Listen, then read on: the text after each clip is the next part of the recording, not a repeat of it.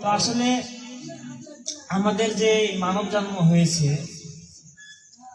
আমরা ধরেন যে 184 ভ্রমকে পায়া মানুষ বাস, যে 84 লক্ষ যদি ভ্রমণ করে আমরা এই মানব জন্ম পেয়েছি।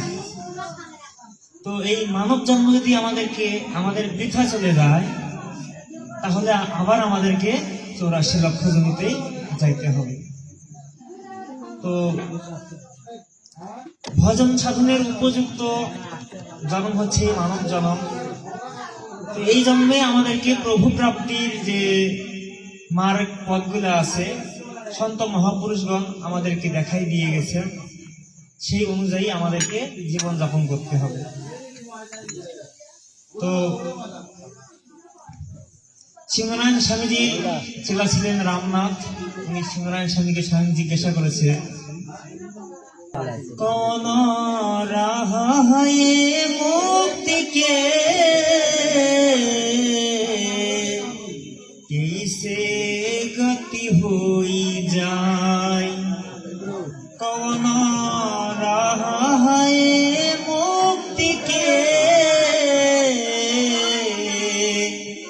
कैसे गति हुई जाए, कौन संत के देश है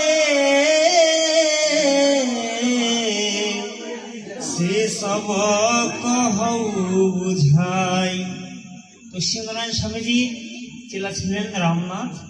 উনি স্বয়ং ওনার গুরুদেবকে জিজ্ঞাসা করেছেন যে, হে গুরুদেব, এই জগতে তো মুক্তির রাস্তা অনেকই আছে, তো আপনি আমাকে একটা সঠিক পথ দেখাই দিলেন যে আমি কি করলে আমি স্বয়ং উদ্ধার হয়ে যাব, আর কে সে গতি হয়ে যায়, আমি সেই পরম পথকে আমি কিভাবে প্রাপ্ত করব। কখন সন্তকে দেশ হয়, এই জগতে তো মনে করেন সপ্ত স্বর্গ আছে, সেই সপ্ত স্বর্গের মধ্যে হচ্ছে সেই সন্তদের দেশ, তো সেটা আমি কিভাবে প্রাপ্ত করব, সব কহ বুঝাই। তো এখন হচ্ছে গুরুবাণী। রামনাথ जो पूछहु मोहि, मुक्ति के भेद समझावहु तोहि।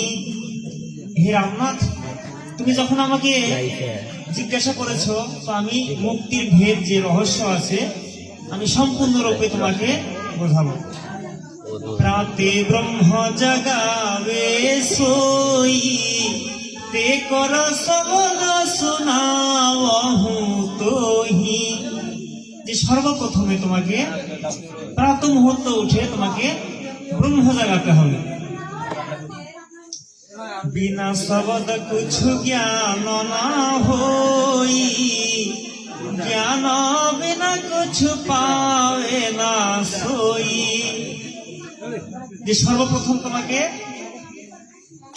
দীক্ষা নিতে হবে যে বিনা শব্দ ছাড়া কোনো জ্ঞান আসবে না।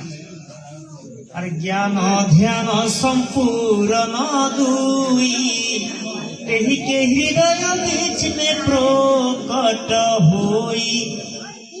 যার জ্ঞান সম্পূর্ণরূপে হয়ে গেছে এবং প্রভুর প্রতি ধ্যানও আছে, তার হৃদয়ের মধ্যেই স্বয়ং সন্তপতি পরমাত্মা প্রকাশিত হবে। এমনি তো বিরাজ তো সবার ভিতরেই করতেছেন, কিন্তু কারো ভিতরে প্রকাশ হয়েছে, কারো ভিতরে হয়নি। যেহি বিধি হই জিয়ারা, তা কর কহ শুনহু ব্যবহারা। বারহ দুয়ার কে গুণ যশ হই, রামনাথ শুনহু অবশ্যই।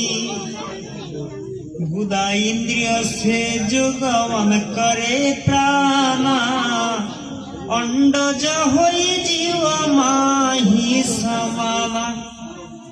যে হে রামনাথ, মানুষের এই দেহের তো 12টি দরজা আছে। এই দরজার মধ্যে গুদা ইন্দ্রিয় অর্থাৎ গুহদ্বার দিয়ে যদি কারো প্রাণ যায়, পরবর্তী জন্ম তার অন্ডজ মানে আন্ডা জাতীয় যোনির মধ্যে তার জন্ম হয়। এখন সেই কর্মফল অনুযায়ী হতে পারে সাপের ডিম, হতে পারে সে হচ্ছে মাছের ডিম, সে কর্মফল অনুযায়ী হবে।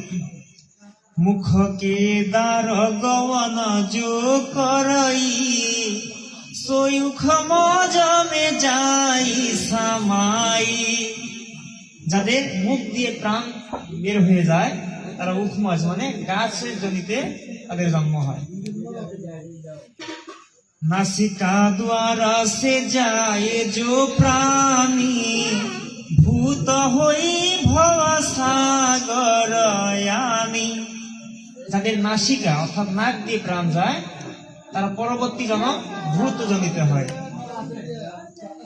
লিঙ্গ ইন্দ্রিয় সে করে নিকাসারা, স্থাবর মে হই অবতারা। যাদের লিঙ্গ ইন্দ্রিয় দিয়ে প্রাণ যায় তারা স্থাবর মানে স্থলের মধ্যে তাদের জন্ম হয়। যে প্রাণ নয়ন কি রাহা, পশু হই সোহি জগ মাহা। যাদের প্রাণ নয়ন দিয়ে বের হবে মানে চোখ দিয়ে বের হবে তারা পশু হয়ে এই জগতে আবার আসতে হবে।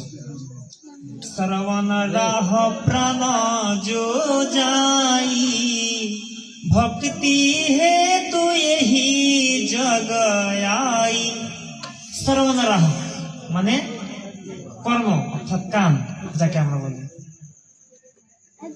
এটা দিয়ে যখন প্রাণ বেরিয়ে যাবে, আমি পরমাত্মার ভক্তি করতেছি কিন্তু আমার ভক্তির মধ্যে ত্রুটি আছে বা ভক্তি পূর্ণ হয় নাই, এই ভক্তিটা পুরা করার জন্য পরমাত্মা আবার আমাকে ভক্ত রূপে এই পৃথিবীতে পাঠাই দিবেন। নাভিরাহ সে প্রাণ যো যায়, পীরলিয়া সোই কাহাবে। যাদের প্রাণ নাভি দিয়ে যাবে তারা মৃত্যুর পরে আবার পীর আউলিয়া হয়ে এই জগতে আবার আসবে, কিন্তু মুক্তি তো আর হলো না। গগন মন্দির কে পিছে এক দ্বারা, তেহি রহ দেবতা তারা। তো এখন গগন মন্দিরের কথা বলছে।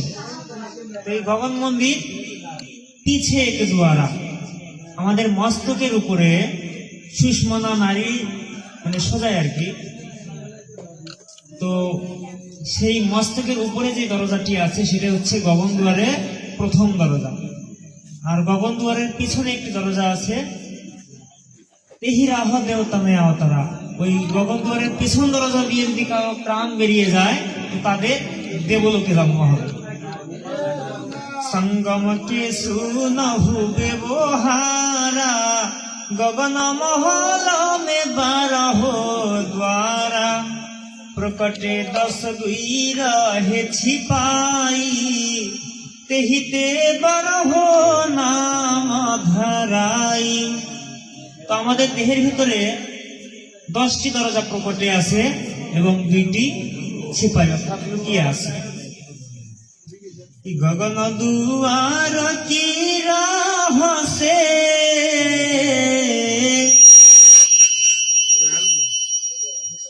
প্রাণ করে নিকাসার। নিজু দেশ বহি মিলে, গতি যশু নিজু সার। শ্যামর রামচন্দ্র কি। তো গগন দুয়ার যে যাদের মস্তক উপরে দিয়ে ব্রহ্মরন্ধ্র দিয়ে যাদের প্রাণ বেরিয়ে যাবে তাদের নিজ দেশ অর্থাৎ সন্ত দেশ সে সদা সর্বদার জন্য সে সন্ত দেশে বিরাজ করবে। কিন্তু আপনি ওই গগন দুয়ার দিয়ে প্রাণ কারো বেরিয়ে যাবে না, ওটার জন্য কি করতে হবে? সাধন করতে হবে, গুরুজির সাধন করতে হবে। औरी राह भूली जमी के हु, भूली के दोष মহিনা দেহু। তো হে সন্তগণ, আমি যে রাস্তাগুলি আছে আমি তোমাদেরকে বললাম, তো তোমরা যদি এখন ভুল করে যদি অন্য রাস্তায় চলে যাও তো এখানে আমার দোষ দিও না, কারণ মুক্তির রাস্তা হচ্ছে ওই গগন দুয়ার। তো ওই গগন দুয়ার দিয়ে প্রাণ যদি যায় তো সে স্বয়ং পরমাত্মাকে প্রাপ্ত করতে পারবে। তার এই যে আওয়াগওয়ান 84 লক্ষ জনই ভ্রমণ করা থেকে উদ্ধার হয়ে যায়।